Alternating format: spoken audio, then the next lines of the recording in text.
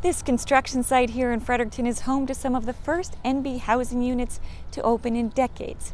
It's part of a push to tackle a growing demand for affordable units. But that won't be easy. The current wait list has now hit an all-time high of 14,000 households. It's absolutely heaven being in this particular building. I love it. All my neighbors do. It's just because we all came from really old buildings. Sandra Boucher moved into this unit on Charles Avenue in October. She's thrilled to have a place to call home, but says she's sympathetic to anyone else still waiting. I don't know how people can get through this age right now, because it's not just people like me, a single person. There's people with children, and I can't imagine feeding 2 or 3 kids, because I'm just barely making by with what I'm earning, and I have a half-decent income. Residents in government-subsidized social or public housing typically pay 30% of their household income on rent.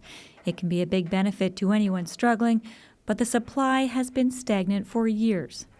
The public housing units that we built in the 1970s are still the public housing units today.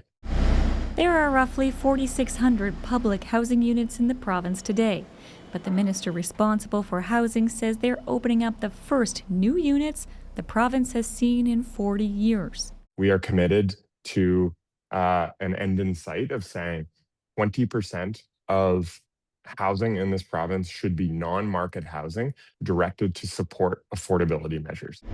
Housing expert Julia Woodhall-Melnick says increasing supply will certainly help, but that wait list won't go away until more affordability measures are taken.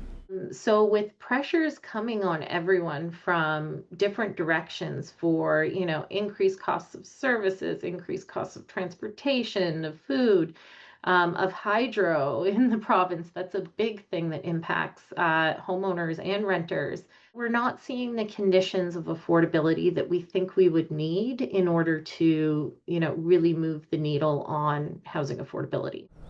Roughly 16% of renters are currently on the wait list for public housing, but that number could easily triple.